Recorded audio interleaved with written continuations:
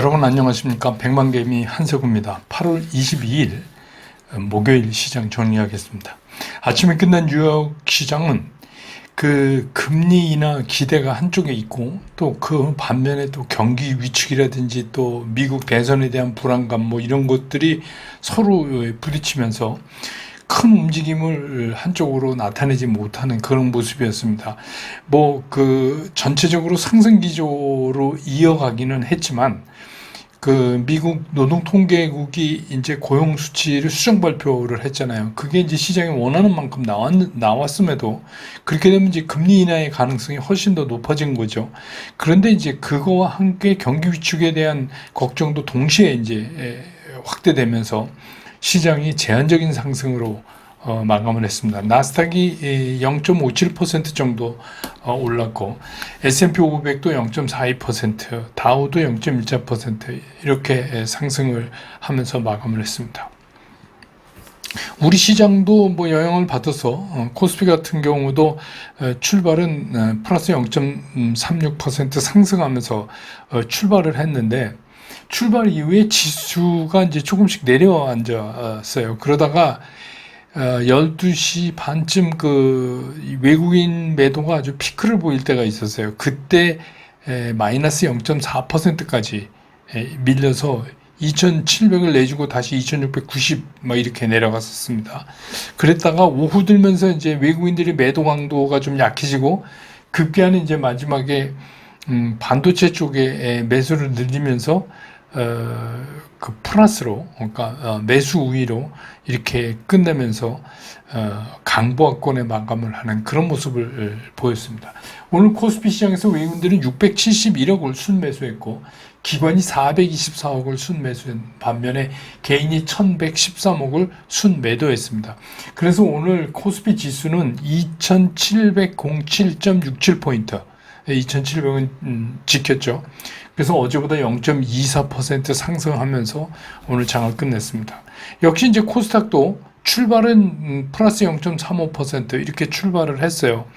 그런데 이제 출발하자마자 외국인과 그 기관의 매도가 계속해서 이어지면서 한때는 마이너스 1.46%, 그래서 770도 내주고 768 뭐 이렇게 후퇴를 했었죠. 그러다가 이제 조금씩 낙폭을 좁히면서 장을 끝냈습니다. 오늘 코스닥 시장에서 외국인들은 876억을 순매도했고 기관은 766억을 순매도했고 개인이 1815억을 순매수했습니다. 그래서 오늘 코스닥 지수는 770은 지켰어요. 773.47포인트.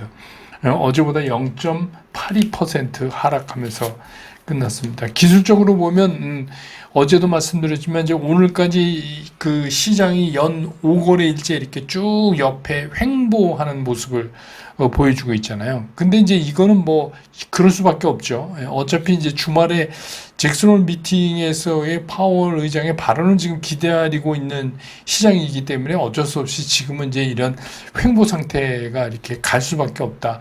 그래서 뭐 내일도 우리는 소식을 못 들으니까 내일도 뭐 큰 변동 없이 그런 모습 옥신각신. 그래서 지금 시장은 떨어져도 뭐 올라도 큰 폭이 아니기 때문에 다 뭐 말이 되는 그런 시장입니다. 오늘 서울 외환시장 환율은 1335원 70전 이 시간 현재 어제보다 90전이 오른 상태에서 거래되고 있습니다. 시총 상위 종목들에 대한 그 각 주체별 움직임을 보면 오늘 외국인들이 삼성전자, SK하이닉스, LG에너지솔루션, 삼성바이오, 셀트리온, 신한지주, 포스코홀딩스 이렇게 순매수를 했습니다. 특히 이제 삼성전자는 외국인이 많지는 않지만 이게 끝에 산 거예요. 236억, SK하이닉스는 159억 뭐 이렇게 샀고 반면에 이제 기관은 삼성전자, SK하이닉스를 팔았습니다. 352억, 683억 이렇게 팔았습니다. 그 다음에 이제 오늘 눈에 띄는 게 뭐냐면 현대차, 기아를 외국인 기관이 동시에 순매도를 하고 있어요. 현대차 106억 외국인, 기관은 202억, 또 기아 35억, 기관 14억 이렇게. 그래서 오늘 이제 눈에 띄는 건 LG에너지솔루션, 삼성바이오, 그 다음에 포스코홀딩스도 지금 이제 움직임이 2차 전지랑 같이 움직이죠. 그래서 이것들은 외국인과 기관이 동시에 다 샀다. 그리고 이제 오늘 많이 오른 인터넷 플랫폼 네이버, 카카오도 다 외국인 기관이 동시에 샀다. 이거를 좀 이제 우리가 좀 기억해 두실 필요가 있어요.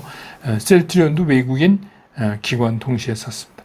반면에 이제 코스닥에서는 에코프로비엠이 외국인과 기관이 동시에 매수한 종목 158억, 179억. 에코프로는 외국인은 샀는데 기관은 좀 팔았어요. 그 다음에 HLB, 엔캠은 외국인 기관 동시에 다 매도를 하는 그런 모습을 보였습니다. 오늘 이제 그 섹터별로 보면 오늘 사실 섹터라고 얘기하기도 좀 뭐하죠. 이제 먼저 조금 말씀드렸던 인터넷 플랫폼 네이버, 카카오죠. 네이버가 5.31% 올랐고 카카오는 2.6% 이렇게 올랐습니다. 뭐 얘기는 네이버 그 하이퍼 클로바 X 이 버전을 이제 탑재한다 네이버에. 그래서 이게 AI죠. 그러니까 이게 굉장히 뛰어나다.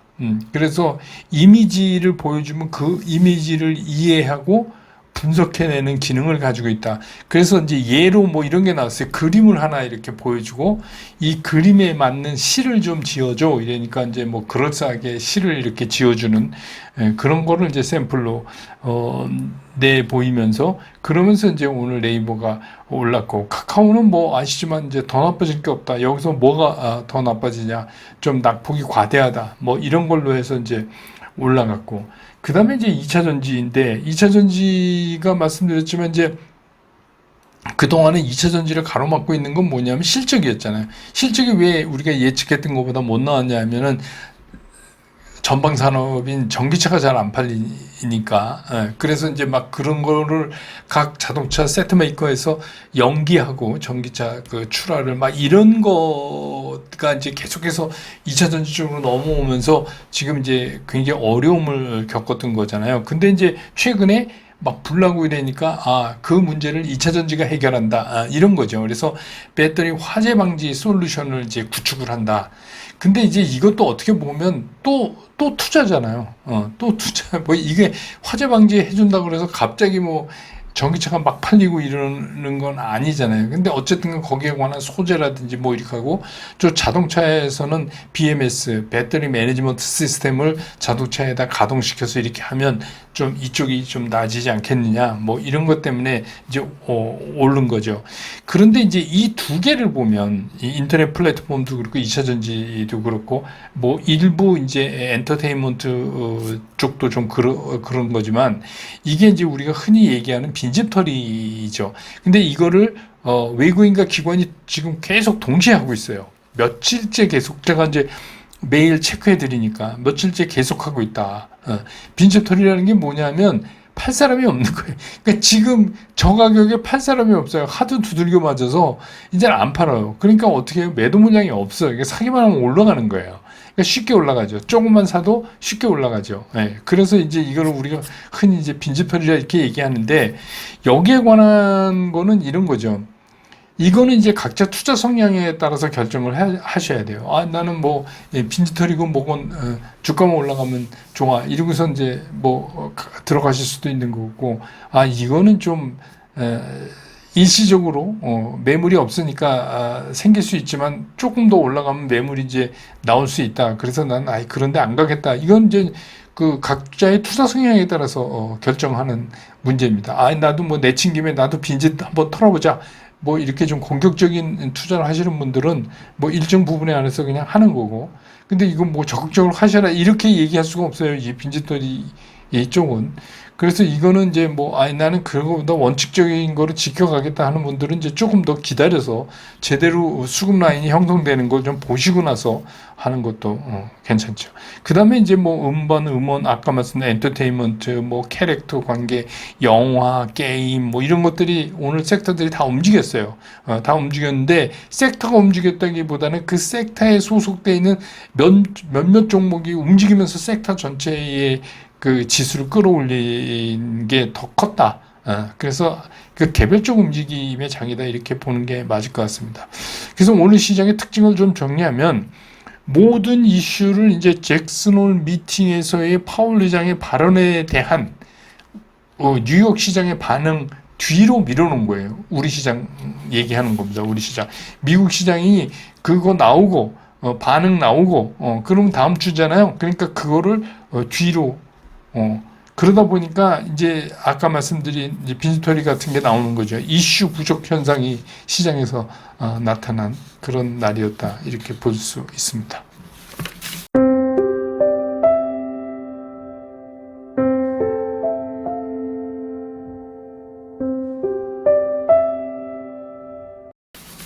시장을 좀 보면 시장이 정말 이제 고구마 한 10개 먹은 것 같아요.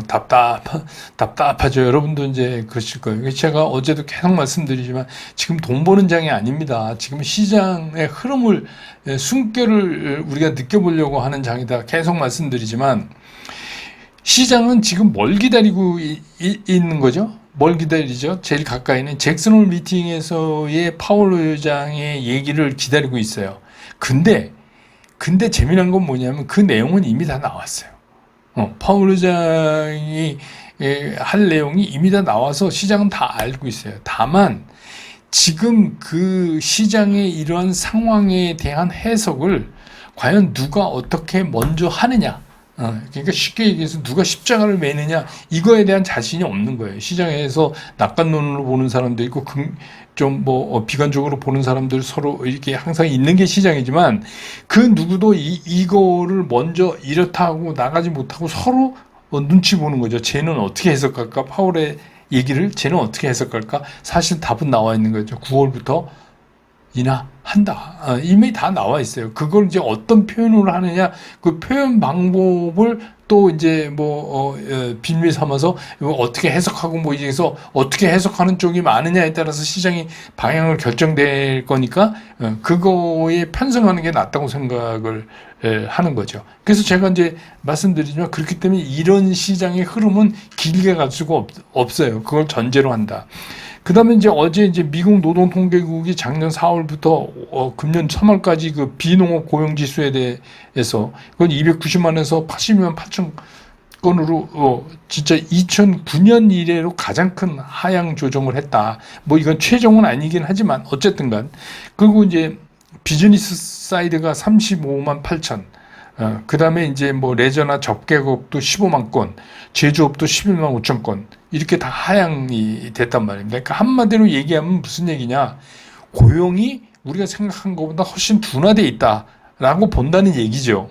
그 얘기는 뭐냐면 이 얘기는 자연스럽게 경기에 대한 우려를 한쪽에서는 증폭시키고 그래서 그 바람에 어제 뉴욕 시장에서 잠깐 장중에 좀 주가가 빠지기도 했지만 시장은 요새 하도 기대 심리가 크기 때문에 그 얘기는 결국 뭐냐면 연준이 9월에 우리가 생각하는 것보다 훨씬 큰 폭으로 금리를 내릴 수도 있는 거 아니냐. 소위 말하는 빅컷이라고 얘기하는 빅컷 기대가 되살아나면서 어저께 쭉 다시 시장이 올라가면서 끝났잖아요.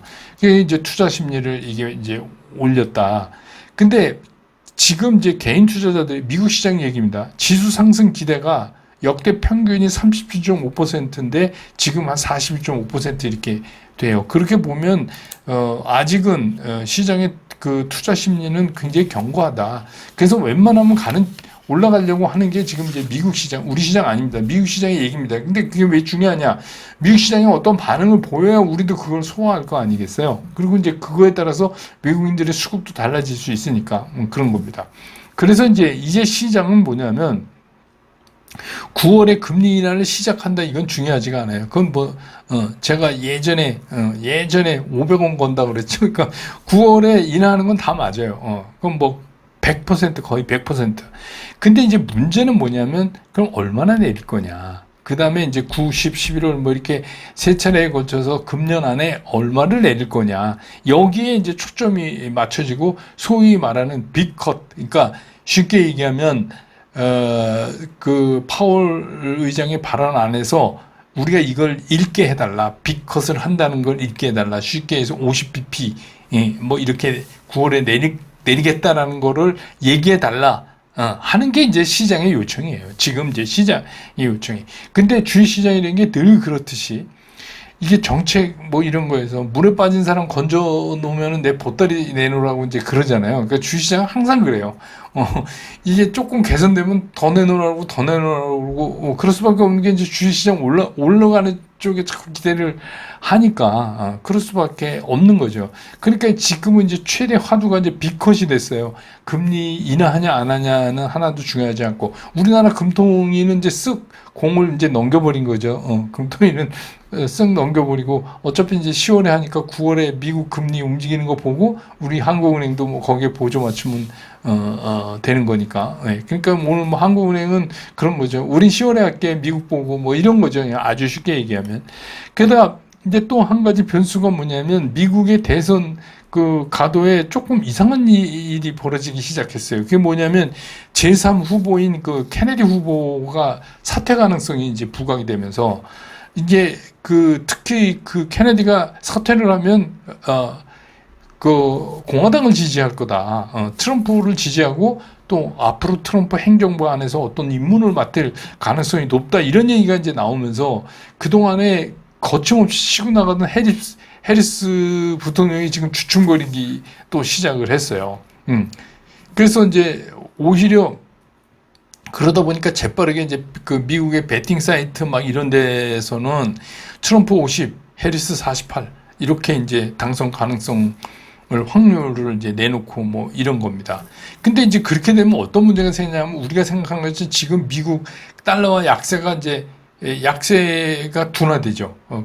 빠른 속도로 약세가 되는 게 아니라 트럼프가 되면 얘기가 좀 달라지죠. 비트코인 막 상승하고 또 시장에서 증시에서는 매물이 막 나오고 그런 거 아닙니까? 이제 뭐 재생에너지 이런 거 다 이제 안 할 테니까. 그게 이제 다시 좀 시장을 좀 흔들흔들 이렇게 해서 좀 시장이 조금 복잡해졌어요. 그런 거. 근데 이게 그냥 허무맹랑한 얘기가 아니라 진짜로 케네디 후보가 그렇게 해서 트럼프를 지지하면 이게 또 수치상으로는 또 모른다는 얘기죠. 왜냐하면 그 조사하고 보니까 지금 케네디 후보를 지원하는 사람들은 사퇴하면 다 웬만하면 트럼프 쪽으로 간다고 지금 공화당을 간다고 그렇게 얘기를 하니까 그런 겁니다. 그러니까 시장이 지금 이제 막 굉장히 복잡해요. 그러니까 이럴 때 우리가 뭐 선제적으로 이건 뭐 나는 뭐 시장은 좋게 봐 뭐 이렇게 지금은 생각하고 미리 움직이고 이러면 진짜 큰일 나는 시기입니다. 지금은 그냥 있는 종목 잘 관리하고 잘 관리가 뭐냐고 자꾸 물으시는 분인데 매매 원칙으로 보세요. 매매 원칙으로 봐서 뭐 계속 갈 수 없으니까 전체적으로 주가가 흔들리는 날은 좀 빠질 수 있는데 그 빠지는 게 매매 원칙상 용인되는 범위에 있으면 그냥 기다리는 거고 그 용인되는 범위를 훨씬 더 초과해서 떨어지면 어떻게 해요? 수량을 줄이는 거고. 그런 관리를 집중하면서 지금은 시장을 좀 관망해야 된다. wait and see. 관망을 해야 돼요. 근데 이게 오래 가는 관망이 아니기 때문에 하셔야 된다는 거예요. 뭐 예를 들어서 기다리는 거, 하염없이 몇 개월을 기다리십시오 이런 게 아니라 요거 잠깐 어떻게 되냐를 한번 기다리는 거니까 차라리 그게 더 낫다. 저는 이제 길지 않은 시간이니까 그렇게 말씀드립니다. 그래서 오늘 시장 정리 이렇게 끝내고 내일 또 주말인데 내일 장 끝난 다음에 저는 다시 여러분 곁으로 돌아오겠습니다. 여러분 고맙습니다.